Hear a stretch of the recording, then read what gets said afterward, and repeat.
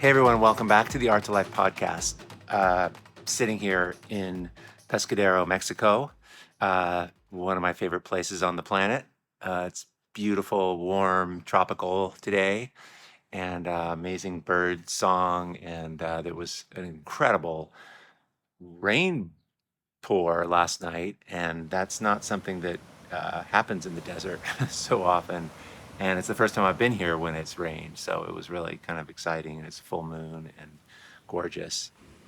I woke up this morning and I often listen to all your questions and comments on that I get from the little yellow tab on the podcast section of the website. It's on the right hand side. It says "Ask Nick a question" or "Leave a comment."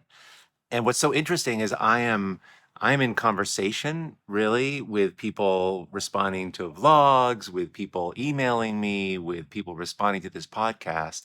And there's trends and there's situations that you know, things that are happening, and it changes for everybody. And you wouldn't know this unless you were me and you got to listen to all these different questions coming from all over the world. And so there's a kind of theme to what I'm hearing right now. And it's up for me in my life and in my art.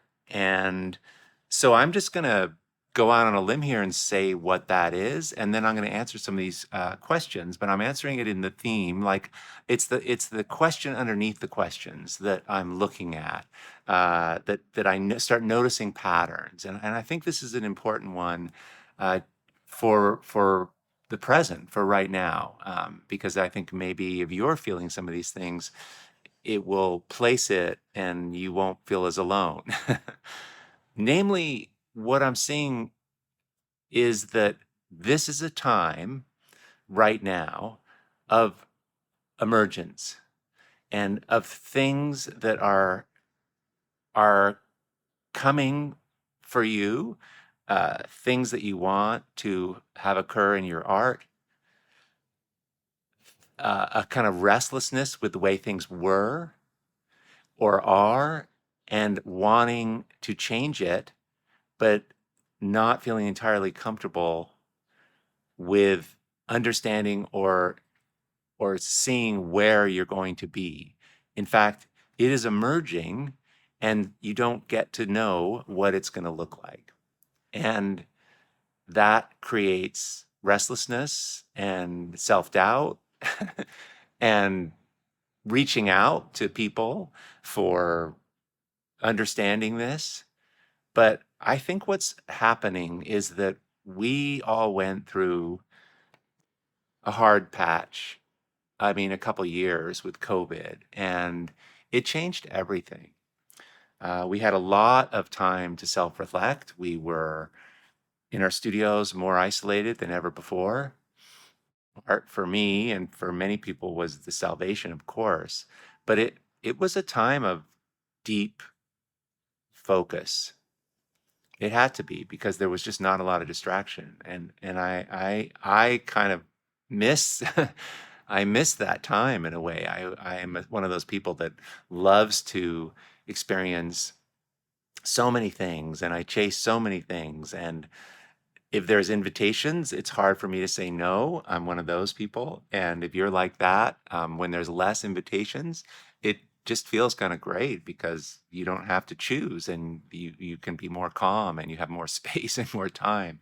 And now things have picked up. But coming out of that time, it's not going back to the way it was. Like, yes, things have normalized, sort of. But we went through a thing. And what was that? And therefore, we can't go back to the way we were, the way our art was, the way we felt, the way we were being prior to that whole COVID experience. It's like we're not going back, and what we make has to take that into consideration. It has to make sense to us. It has to be what we're doing now has to be better, stronger, more interesting, more like us than what we were doing before, because that's what happens when you naturally just look at what you're making and you think about it and you have periods when you can reflect on it and you're making work, there's a progression. To just go on the way you were before doesn't feel satisfying. And I'm broad brushing this, you guys. This is not necessarily for everybody. I know this is just what I'm hearing. This is my experience, but I'm also hearing this from so many people. And questions that come up around, and it's around trust. It's around, am I doing this right?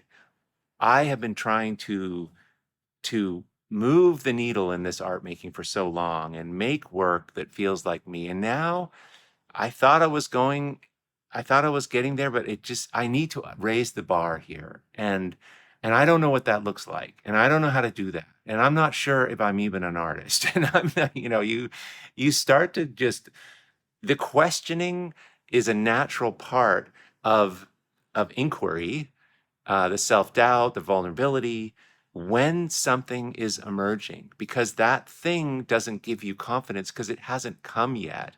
It's coming, but it's not seen yet. And we're not particularly hardwired for uncertainty as human beings. We generally don't like that. I mean, this is, I think, what our art teaches us, to be comfortable in uncertainty. That could be going on for you. What is coming? And if you don't know what that is, but you know something needs to come, it's time. And there's a sort of urgency about this. Like it's no longer possible. It doesn't feel good. I mean, I hear from people that they've stopped making art because they cannot go to it in the same way that they've done before. And it's not satisfying anymore. So how we proceed is of the utmost importance. That how do we move forward in uncertainty? And that's a little bit around trusting ourselves, and that's what I'm going to be speaking about today. And I'm going to use these questions, some of these questions that I've been getting, to answer that question, or at least start the thinking around it, because I struggle with the same thing, and I've gone through this a few times. For me personally, uh, I'm doing this in my art. I'm doing this in my personal life. I'm doing this in my business life, where the art direction of Art2Life is all shifting and changing, and I'm raising the bar on everything. And that is so exciting, but it's scary to stir the pot when you're not entirely confident. It's intuitive. It's a felt sense that we're after here. This is a huge moment for artists, for creatives at this place. All the AI stuff that's coming in now, and all the information, like information's just so readily available. And that's not what we're making. And it's like, how does that impact what we're doing? How important is it more than ever to create meaningful work for the world? I think the bar has been raised. So I want to dive into some of these questions and answer them in this light. So let's dive in. And again, thank you guys so much for all the comments, all the questions and feedback that I receive. It's really it really makes me feel like I'm in conversation, that I'm not just on my own out here making art. So I appreciate that. All right, let's dive in to the first question. Hi, Nick. This is Patty from Washington, D.C. My challenge has been being motivated. I'm so happy. I've been getting myself into my studio. I'm always doing something, but really painting, really putting the paint and the marks down is something that I have a really hard time with, struggling to come and be with myself in this way, creating and playing. So one of the first things, Patty, that can go is just the ability to get to work, to feel like you go into the studio and it's easy.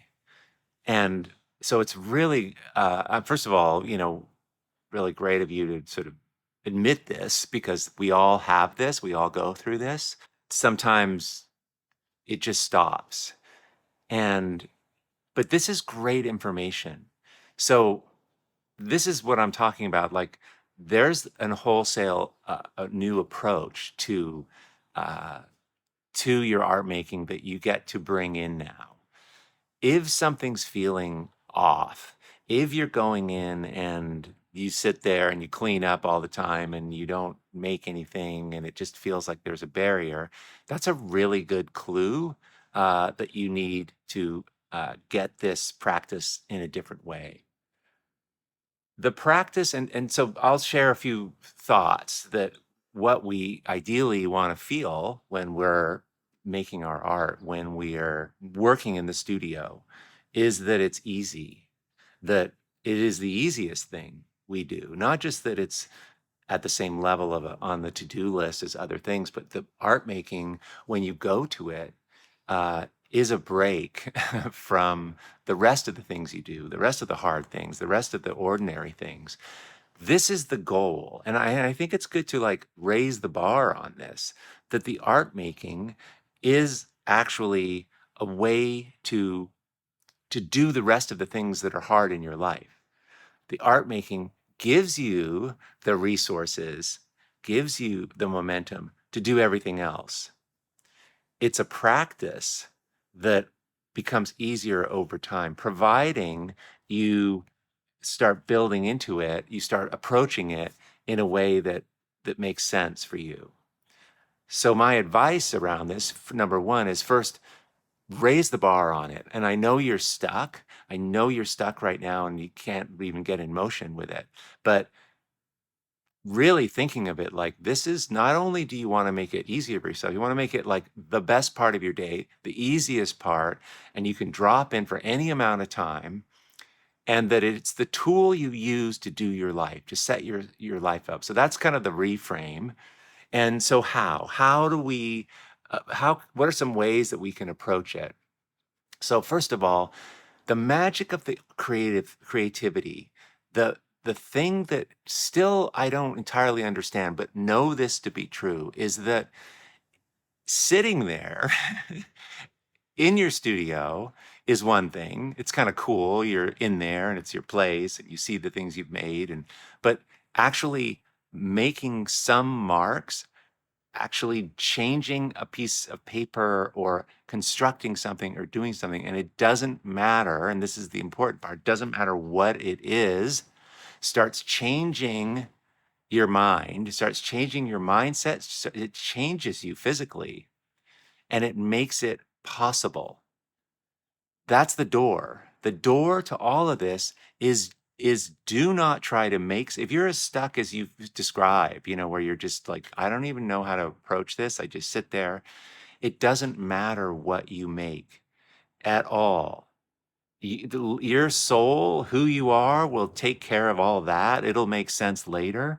You don't need to worry about that. All you need to do is get in motion, and literally a crayon on a canvas, uh, constructing something, um, processing photography, whatever it is lights you up, even writing, get it in motion, uh, will start the wheels of this whole thing changing again. And notice when you're doing this, how easy it is to do.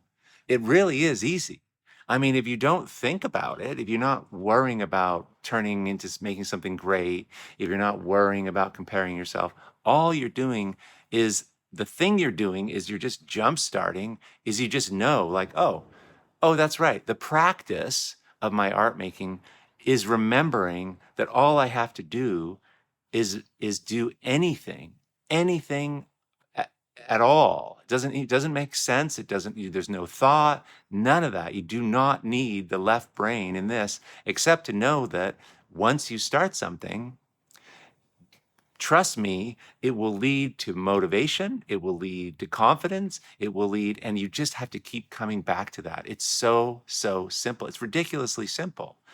But it gets complicated because we look at our past work and we don't like it anymore, and we think we're sitting in a room where we got to make that kind of work, and we feel that it's not as spacious as it needs to be. So that's it. Just literally, if you were sitting here right now, I would I would just start. I'll make a mark, and here, I'll hand it to you. Now you respond. Make a mark, respond to that, and just play in that. That's the simplest form of art making. And it's the doorway to everything amazing you're going to make. Remembering how to open that uh, every single day. And if you skip 3 days, 4 days, a week, 3 weeks, we forget it. All you need to remember is this simple idea. It's like those password. I'm just changing all my passwords in a dash lane. It's like a vault online where you hold it. And you got all these bits and pieces, and there's just one password you need to know that unlocks everything else. And that's what I'm talking about. This is the password, the master password to your practice is literally making a mark, one mark, and then respond to it and sit there and just start. No direction, no plans, no thought, none of it. And that will unlock it. So I hope that's helpful. Hi, Nicholas. It's Andy. I wanted to ask you if you ever work on old canvases and how you feel about others doing that. I have so many pieces that were probably started as a representational piece, and I'm moving more towards abstraction. It's taking me a while to sort of understand that it's okay to come into something without a plan, and I'm actually liking the results better. But these canvases have a lot of texture, a lot of layers of paint. And I'm just wondering if you think it's best to just discard them and start over, or perhaps gesso over them, or just leave the what's there and just take it from there. I've had mixed results doing this. Thanks. Before I dive into reworking, because I rework things all the time, it's one of my favorite things to do, actually. Um, I want you to just trust yourself a little bit. This is just about um, you get to change. And the question underneath your question is around, can I change these things? Is it allowed? Do I have to start over? Can this past stuff that I've done inform where I'm heading? And I would say yes. And I think it's actually helpful.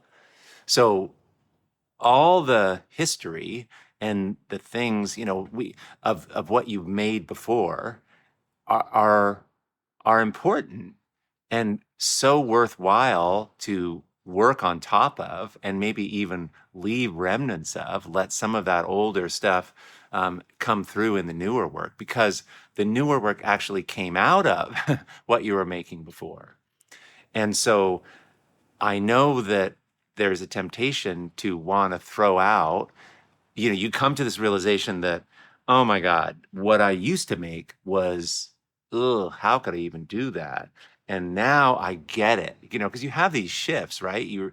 It's a roller coaster, but you can get new insight, and suddenly your work could be so much stronger. And it's just almost hard to see what you did before in the same light and even want it to be around. But I think there's a wonderful thing about taking something that you've made before, because you have to look at it and then start working on it again and changing it. And that is great. So I would encourage you to do that. And I know, like, now, sometimes the texture for me becomes such a problem that it becomes distracting for the new work. Because I want texture in the work, but I don't want it to be so textural that that's what people see. It could become distracting. So I'll take like a disc sander if it's too textural. Um, but I think it's really, really great to have the new work come in on top of the old work. And I totally encourage you to do that. I think it makes for better work. There's this idea that sometimes helps me when I feel like my work. Uh, I've spent so long making work. When I see the work that I've made in the past, and God, if I knew what I know now, if I knew back then, but maybe it's just perfect the way things have been. Maybe the work you were making is just absolutely perfect. And I think it is for taking you to this new exciting spot where you're in transition. So include those characters in the work, celebrate it and point to, like, see how my colors shifted, see how I used to be more realistic. And you can kind of see under here, there's like, it's great to have that story, there's part of that foot. I don't even paint realism anymore, but you can see there's a shadow of that in this work, and it just creates this compelling story, and it creates a richness. So I would say trust yourself. Any way you feel you get to do, any way that feels like a, an opening for you, do it. This is what art making is there's no rules and there's not any one way to do it. And whatever you're thinking or feeling, if there's a felt sense, I would encourage you to move on it and go for that. So thanks for that great question, Andy. I super appreciate it. Hey Nick, it's Shelley from Australia. I've got a quick question in regards to working on some art with a timer. I am wondering whether you have an idea in your mind what colour palette you want to use, because it seems like your colours always pop, and I know you're a master at colour mixing and harmonizing. And when I try and work really quickly, my colours all end up very muddy. So I'm just wondering if you've got some advice on how to kind of paint intuitively, but at the same time using your brain so that you're not getting your colours mixed up. Anyway, hope that helps. Hope that's clear. Thanks, Nick. Shelley, thanks so much for the great question. Okay, so there's a couple things in here that I want to address, and regarding a timer, the reason that I've used timers just for fun really isn't really to save time necessarily, but it's to just almost force me to keep on track and say, oh my God, the timer's going. I'm not going to stop and answer the phone. It just keeps me kind of focused. It's a tool. It's just a fun. I've just gotten used to doing that. And it's just like go time. There's a level of intensity that I can bring to my work because I'm on, I'm like, okay, I'm resting, talking, drinking, getting my tea. Now I'm on, go. And I'm trying to show up more, more powerfully when I do this. Now, it's terms of intuition. So it's always about balancing. It's about balancing differences, and it was like just the last question that Andy said. It's like, well, what about the old work? And then there's the new work. Well, it's like you balance that. It's great to have the old work in the new work. That makes the new work feel new because the old work is in there some. It's about differences, putting two things together that make the thing you want to express stronger because you see its opposite. So uh, I work intuitively. So speaking of color or anyway, starting, I tend to work intuitively and free myself, especially in the beginning. I don't know. I mean, I sort of I have thoughts obviously before I'm starting to work, before I've started that timer, and then I'm responding. I'm just intuitively working, and then after a while, 5, 10 minutes, I will look at the work and I will go into my left brain, partly because it feels great to do that. It's like a break from just being intuitive. That's a natural thing, but I'm not doing it at the same time. I'm switching into the left brain and I'm bringing that objectivity. I'm like, okay, see this. I've just seen this for the first time. What is going on? What does this look like? What do I like? And this often is the time when I get the color hit. You ask, it's like, oh, how do you do your colors? Do you plan your colors?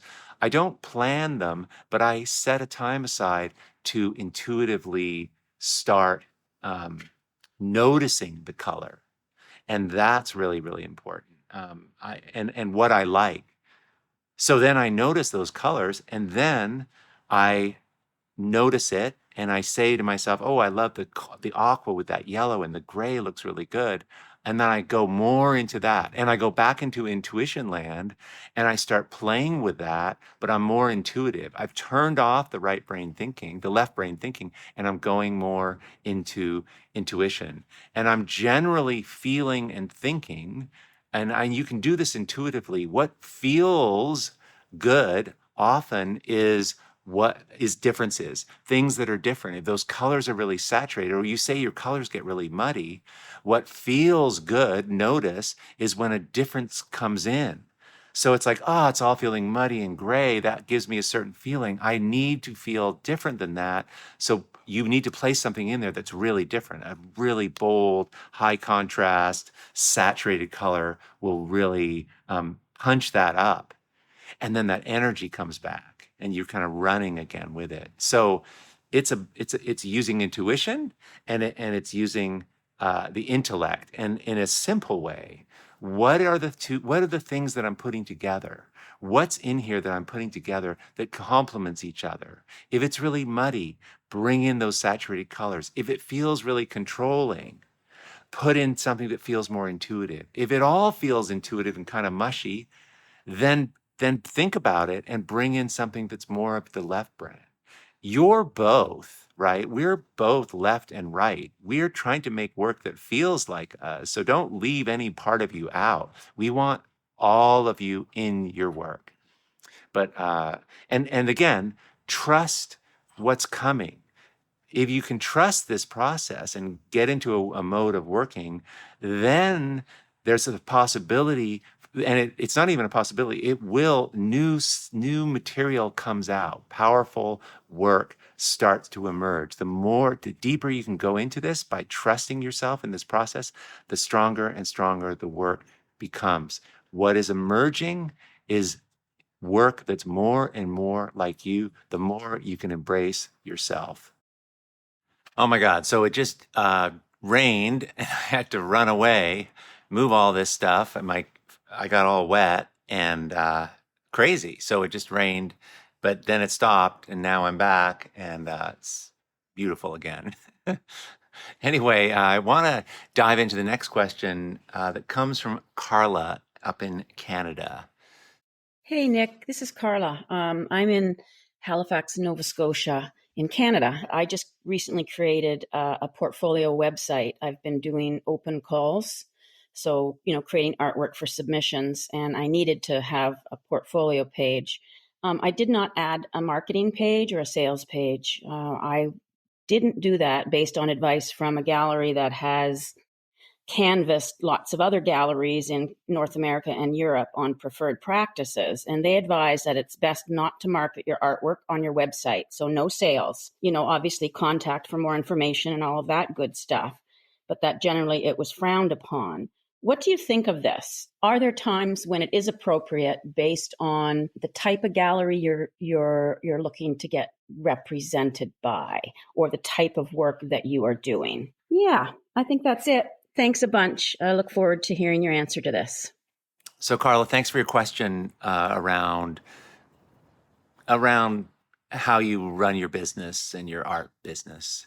So there's all kinds of rules and all kinds of ways of doing things that are out in the world. I think there was, I don't think it really is common. I think there's vestiges of this thinking that artists really need people to speak for them, and representation, and that, let the person, the weirdo, just stay in their house or their studio and make things, and then let those other people, galleries, sell and speak for the artist and make and sell their work.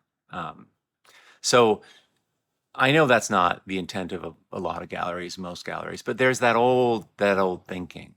If you're interested and you like talking to people who are into your work, there's a huge opportunity now, as you know, on social, to share what you're doing And there is nobody that can do this better than you. There's no gallery, there's nothing. Building your audience, I believe, is the responsibility of the artist fully.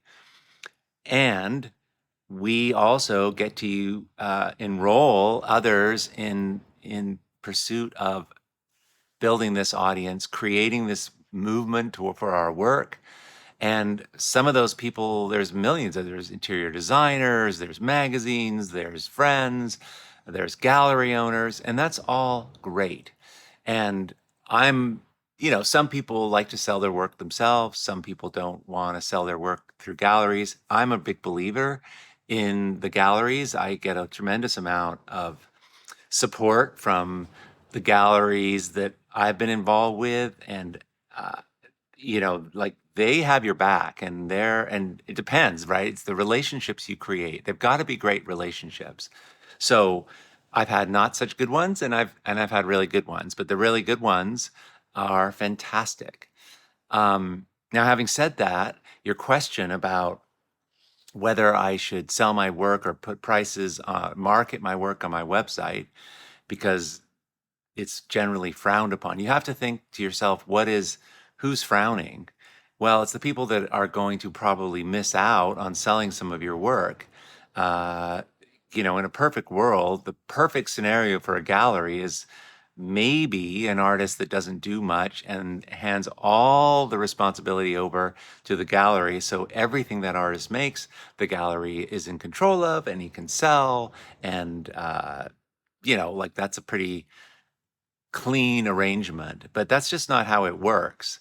As I said, I love my galleries, but I also sell my work directly. I also, what I'm interested in doing is, and this is a good way to think about it, is to gather people around you that share your vision of what you're trying to do.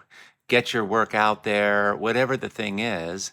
And to that end, if that's the point of what you're trying to do, then a good gallery will love it that you're marketing your work and selling your work. Now, you want that to happen. And in order for that to happen, you need to have partnerships. You need to have relationships that are respectful and awesome. And if a gallery is promoting your work and someone calls you because the galleries shared their work and they're trying to buy a painting from you or a piece of art from you outside of the gallery, like that doesn't serve you, it doesn't support the vision, because that's not good. The gallery is working for you. That's how they get compensated for that. So, it goes both ways. But I don't see anything wrong with putting your work out there. And however you feel aligned to do it is the right way. This art making thing, again, it's trusting how you want to do it. Art just means completely alternative, completely based upon whatever you want to do for whatever reason, whether it's the marketing, whether it's the art making, whether it's any of it, all of it. No rules. That's the world of art making. And that I just want you to embrace that and trust that.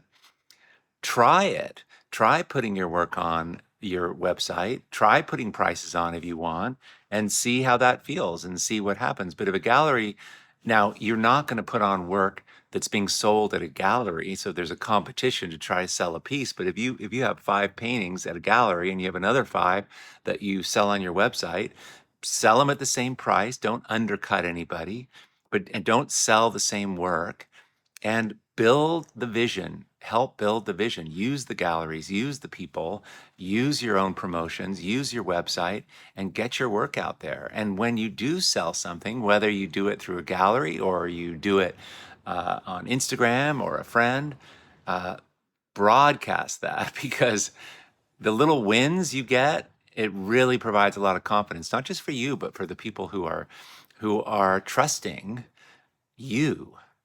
This idea of trust that we talked about, self-trust, that has to be in place in order for the trust to spread.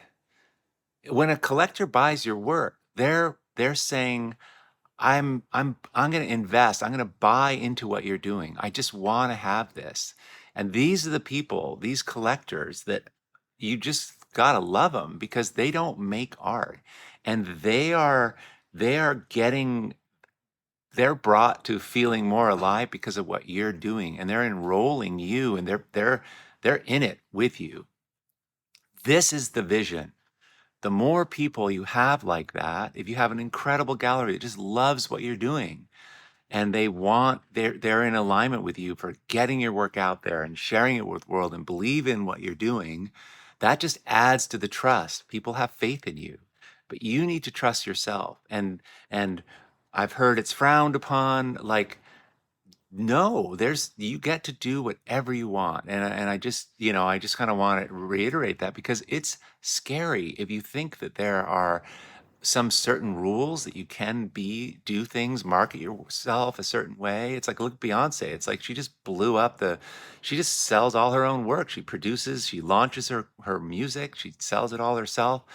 It's revolutionary what she's doing, but that's what art is. Art is about change, and art is individual, authentic, personal. So my advice for you would be, how can you work with galleries? How can you communicate this to the people that are in your camp, that everything you're doing is for one thing. The one thing, the vision is getting my work out there and just blowing up my career and just being the most amazingly connected, collected artist in the world. Who's on board for that? And this is what I'm doing. And if you think that I'm trying to do an end run around you because I got prices on my website and that scares you, then you shouldn't be on the bus with me. So it's like being clear, and I know that I'm going to do this. I trust this. I trust myself, and I'm going to try this. And if it's not right, man, I'm going to change it in a hurry. So that's how I sort of think about that, and it's really how I think about all marketing. It's all based on the vision of what you're trying to do when it feels right for you. Super great question, though.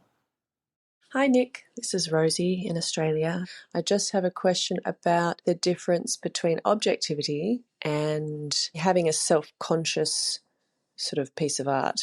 Inevitably, you're going to look at the art objectively and therefore from a viewer's perspective. And it's so easy to get in your head about what the viewer sees, how they interpret it. And I know that's an important part of the process, but it can also take you out of your zone. I know you've talked about self-conscious art before, so I'm just wondering the difference and how to sort of walk that line. Thanks so much for everything you do. So Rosie's bringing up a really great point here, and a challenge that is at the heart of what so many artists struggle with. We need to hold both the close-up, personal, intuitive perspective of our work. We have to be so in it. I mean, almost obsessively in it. And at the same time, the opposite of that, and earlier I talked about this idea of differences, and it's really how I teach, is objectivity. Being able to pull yourself out of yourself, step back, and ask yourself, what does this feel like actually? What is this? I know where I was a minute ago, but now looking at this, what does it feel like now? And because I'm interested in how this lands for myself, but also how it lands for other people, because I'm going to show this to people, right? This is not just something you're doing in your closet. You're going to put this out, and it's important that what you want to have come out has a chance of doing that. So that's what objectivity is about. But what Rosie's talking about, this slippery slope of when we go into the mode of objectivity of, okay, what does this look like, feel like outside of me? Be really careful not to step into a particular lens of someone judging your work that now there's the world looking at your work, and that can be diminishing.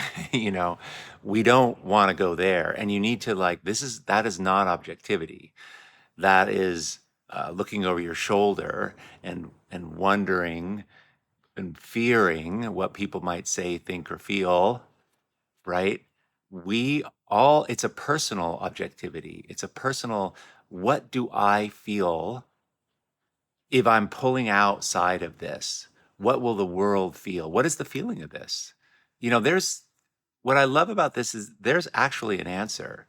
Generally speaking, it might not be super specific, but there are universal symbols and colors and uh, abstract designs and shapes and things that make us feel certain ways universally.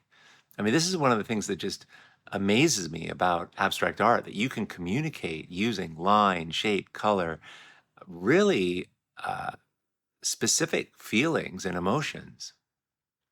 But we need to be able to like pull out and see it fresh and not think that, okay, is this good or is this not, or what are other people saying? That's not part of this, because that'll take you out. So you just have to learn that no one ever improves by self-consciousness, right? Objectivity is not self-consciousness. Objectivity is just, there's a humility to it. Okay, what have I done here? What is this? Is this actually that exciting? I mean, I was really into it a second ago.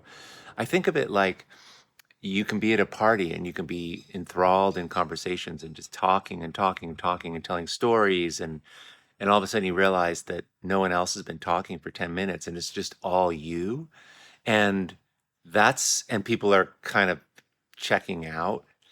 You need objectivity. You need to be aware, self-consciousness of like that awareness of how you're being in relationship. That's important. It's not just you doing your thing like crazy. You need the work gets better when it has both lenses. It has that close-up lens, just complete immersion, and the lens of from a distance, you being from a distance, you being objective, not other people, you holding the space of the world looking at your work. It's your lens, but it's you expanding to look at this work in a new way.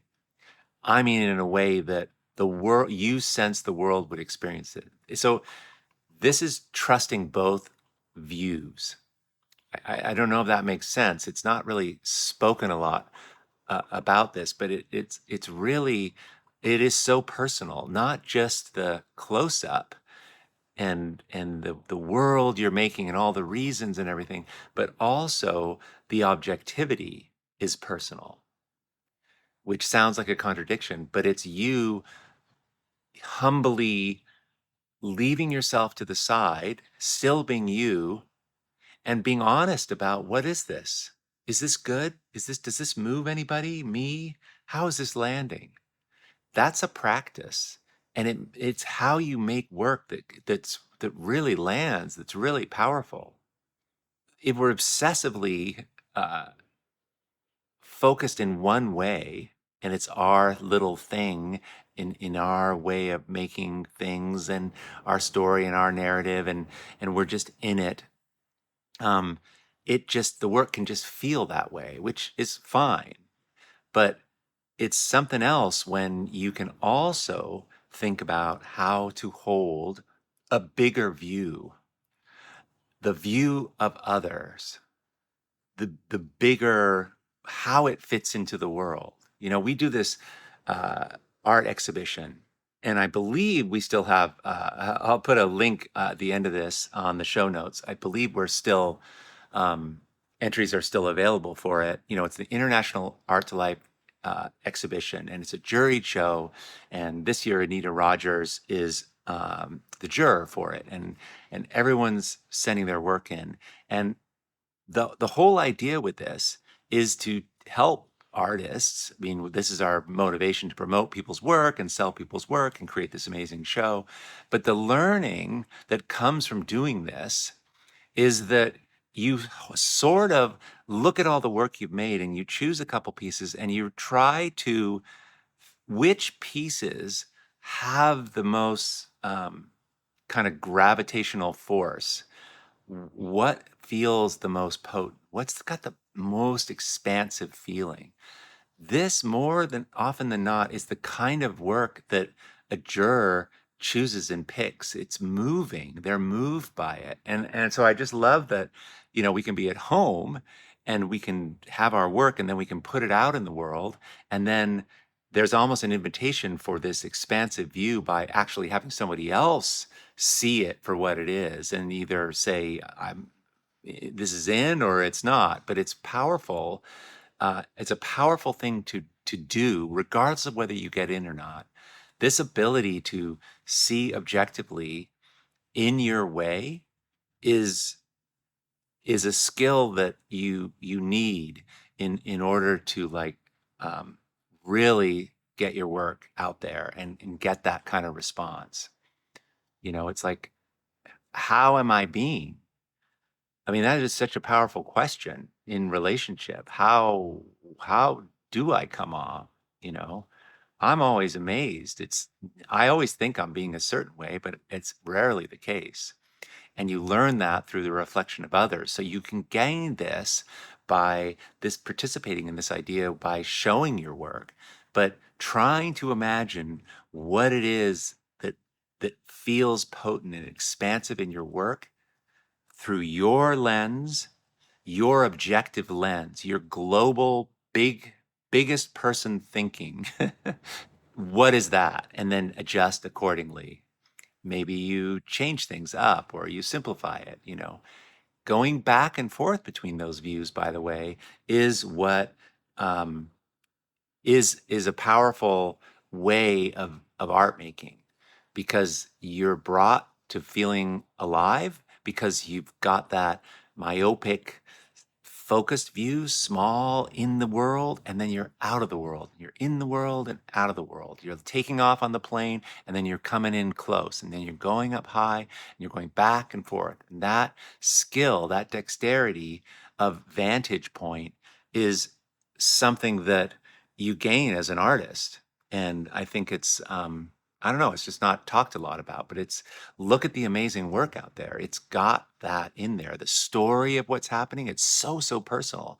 And then you just see it and you completely create your own story. That's not by accident. Nick, I'm in a building with a lot of other artists, and this weekend we're having a huge group opening. I went one night, and it's very difficult for me to sit in my studio and show my work when I'm not even sure if it's any good. And people just sort of look in my doorway, and then they swan on by, and it's so demoralizing. It makes me nauseous. I don't even think I can do this again. I don't know how to look at this story. Who cannot relate to this feeling? And this is a great wake-up call, Catherine. This is you're at the crossroads. You're at the place where, God damn it, if I can't find a way of approaching this that is easy, that is empowering, that makes me feel more myself, I don't even want to do it. And I so relate. I think so many people can relate to this. You've got to realize that your journey here on the things you're making, it is your creative path, your story. You're making your story. You're making your movie with your art. It isn't the people in the building's movie. It isn't about anybody else. This is just your thing.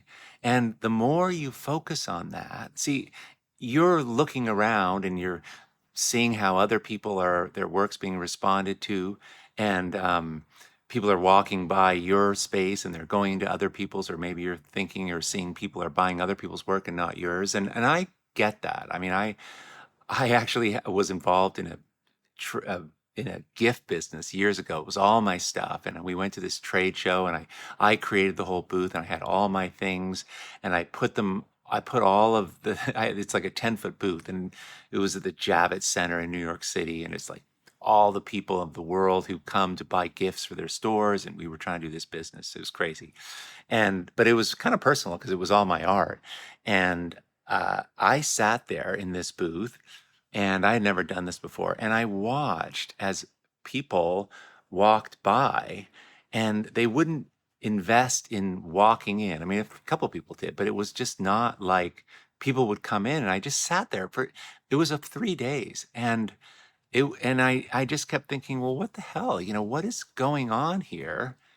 Um, why aren't people coming here? Because the little things that I had made, the boxes, like they were cool. It was all kind of illustrative imagery. And I had these flower boxes and these mirrors and all this stuff.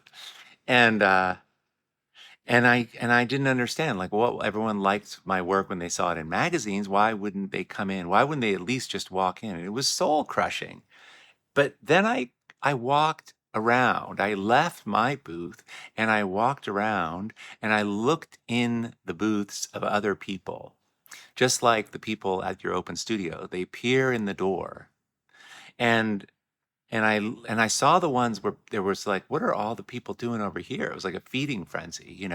And then I came back and I noticed all the different booths and everything. And I came back to mine and I looked at mine from outside. Here's that objectivity again. And it was not very exciting looking. It wasn't that the things in the booth were not good. Those were great. But the whole invitation, the whole way the space looked wasn't very, there wasn't anything apparent that anybody was going to get for themselves when they came in. It wasn't entertaining. It wasn't exciting. It wasn't dramatic. It was just like these flat tables with these little things on it. And I tried to make it look clean and everything, but there was no bigger imagery. There was no hook. There was no, and it occurred to me, it's like, oh my God, I so totally understand how to create pictures that make somebody feel alive. Why the hell did I suspend my ability when it comes to spaces, when it comes to a booth? And I mean, it just hit me like a ton of bricks. Like, oh my God, I know how to make this space look amazing.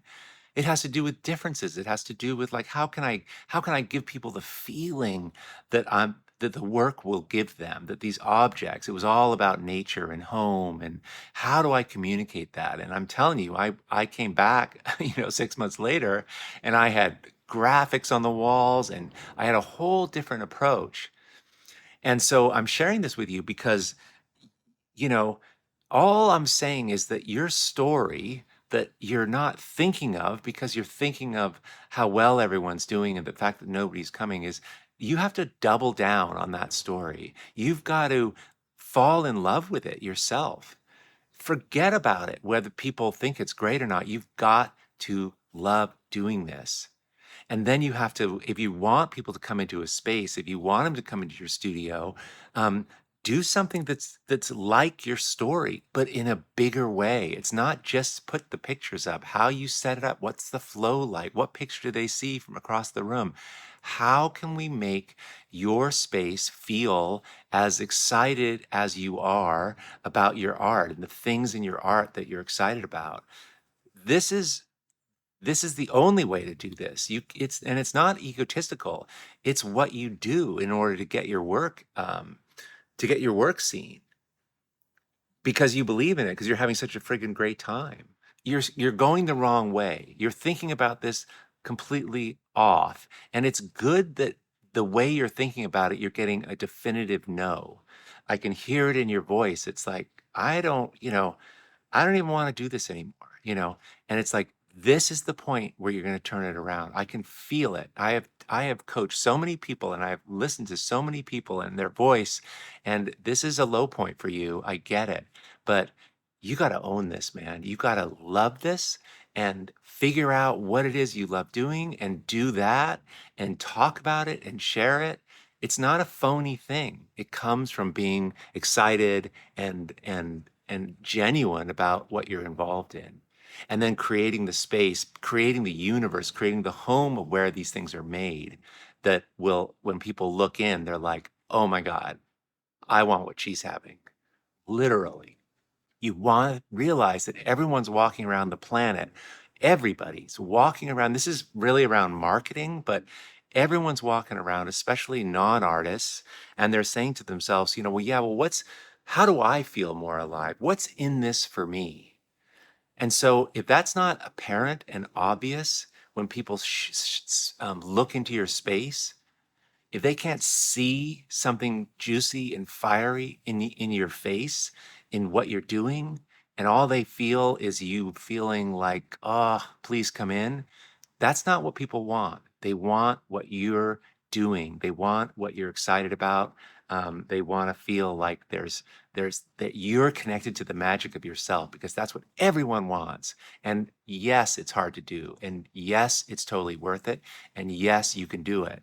But you get that going, and then the outcomes totally, totally different. So really, I know you're going to turn this around, and I'm really super excited for you. And I so appreciate the vulnerability, and I hear the desperation in your voice. Like I heard that, and I was like, man, I listened to that message, and that's why I made this podcast today, because I was like, man, if this lands, if you get to hear this, I'm just turning you around and pushing you in another direction as hard as I can, because don't stop. What you have to give and share is so utterly important.